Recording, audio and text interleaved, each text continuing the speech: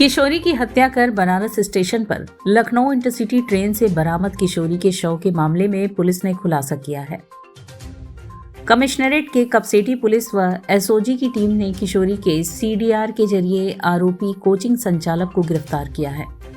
प्रकरण के मुताबिक बीते 19 फरवरी को ट्रेन के भीतर शौचालय के पास से किशोरी का शव बोरे में बरामद हुआ था। इसके 2 दिन बाद किशोरी के परिजनों ने इस शव की अपनी बेटी के रूप में शिनाख्त की थी। इस मामले में किशोरी के पिता ने अपनी बेटी की गुमशुदगी की रिपोर्ट थाने में दर्ज कराई थी।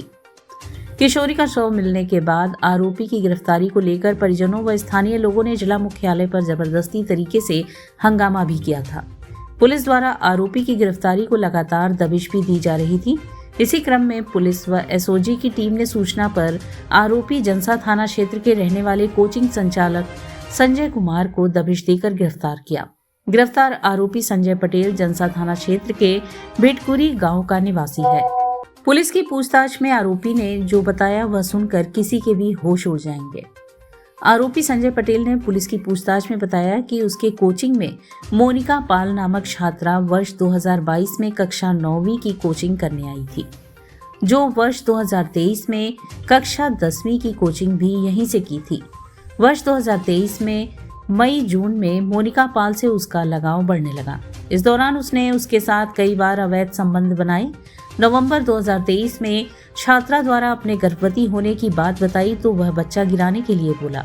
इस दौरान छात्रा ने अपनी बदनामी होने के डर से अस्पताल जाने से मना कर दिया। आरोपी दिसंबर 2023 से ही छात्रा को रास्ते से हटाने का प्लान बनाने लगा। इसके बाद आरोपी ने झूठ बोलकर 19 फरवरी को छात्रा को कोचिंग पर बुलाया। छात्रा भी तैयार हो गई। आरोपी ने दोपहर के समय विश्वास में लेकर किशोरी को नींद की दवा खिला दी और कहा कि इससे ब्लड ज्यादा बहेगा।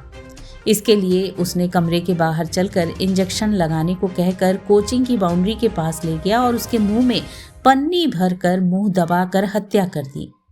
आरोपी ने किशोरी के दुपट्टे से बैट वाली पोजीशन में उसके सिर व हाथ पैर को मोड़कर बांध दिया व बोरी में भरकर उसे सील कर दिया।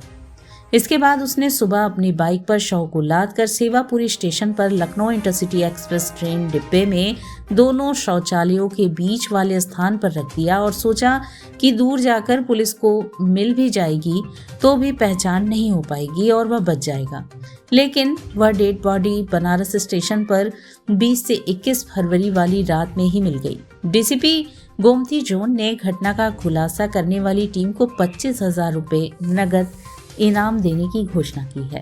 इस व्यक्ति का आपराधिक इतिहास पूर्व में नहीं है, लेकिन इंटरेस्टिंग बात यह है कि कुछ वर्ष पहले, तकरीबन 10 वर्ष पहले भी एक स्कूल में पढ़ाता था। जो अभी तक प्राथमिक जानकारी मिली है, वहाँ पर भी एक बच्चे के साथ ऐसा ही कुछ करने का प्रकट संज्ञान में आया था, जिसके बाद इसको स्कूल से निकाल दिया गया था। वो एक अलग प्रकरण है। जी, ट्रैक कैसे किया? इसमें लगातार देखिए, हमारे जो बताया कि मैनुअली भी हमारा इनपुट लगातार टीम्स लगी हुई थी, इलेक्ट्रॉनिक भी इनपुट्स लगे हुए थे।